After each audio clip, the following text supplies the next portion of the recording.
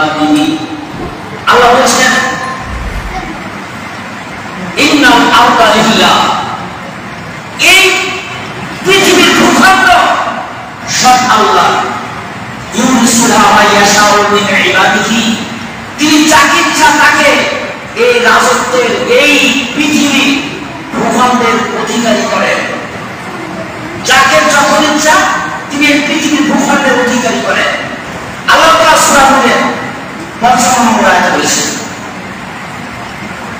ওয়া'আদাল্লাহু আল্লাযীনা আমানু মিনকুম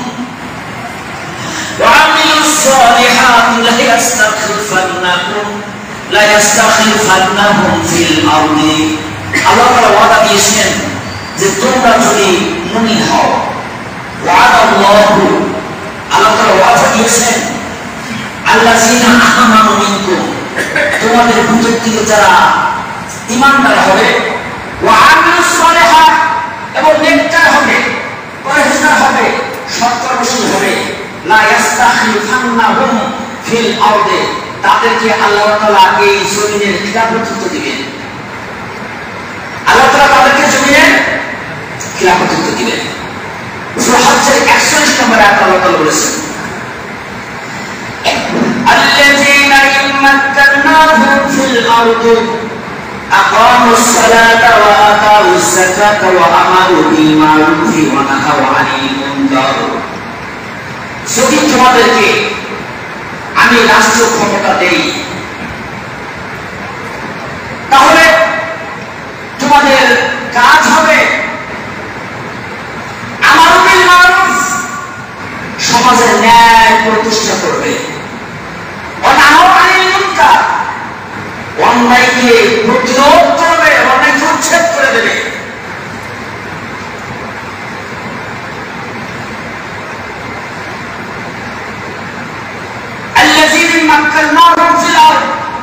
আমি নেককারদেরকে যদি রাষ্ট্রীয় ক্ষমতা দেই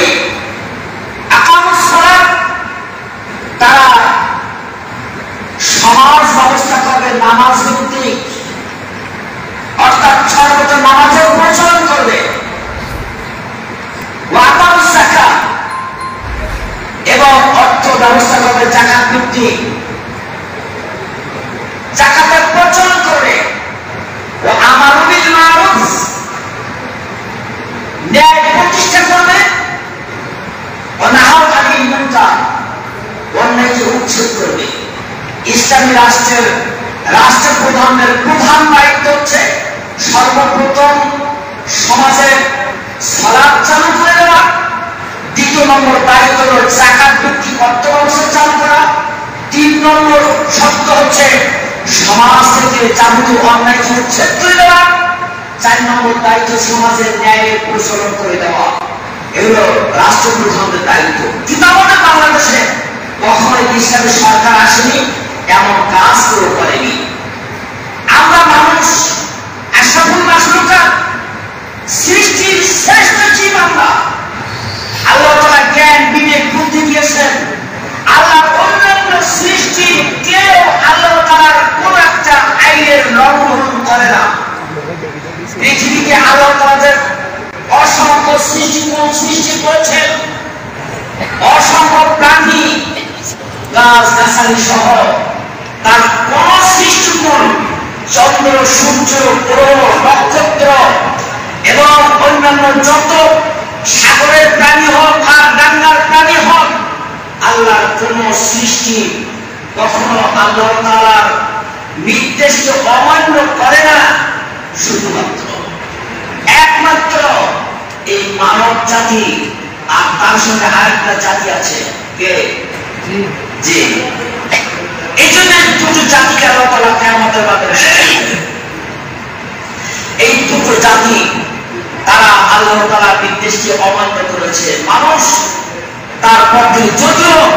সৃষ্টির শ্রেষ্ঠ মানুষ হল আশরাফুল মাখলুকাত সৃষ্টির শ্রেষ্ঠ তারপরেও অন্যান্য সৃষ্টির শ্রেষ্ঠ না হলেও তারা ইচ্ছা হোক অনিচ্ছা হোক আল্লাহ তাআলার নির্দেশ মোতাবেক তারা চলছে চন্দ্র সূর্য গ্রহ নক্ষত্র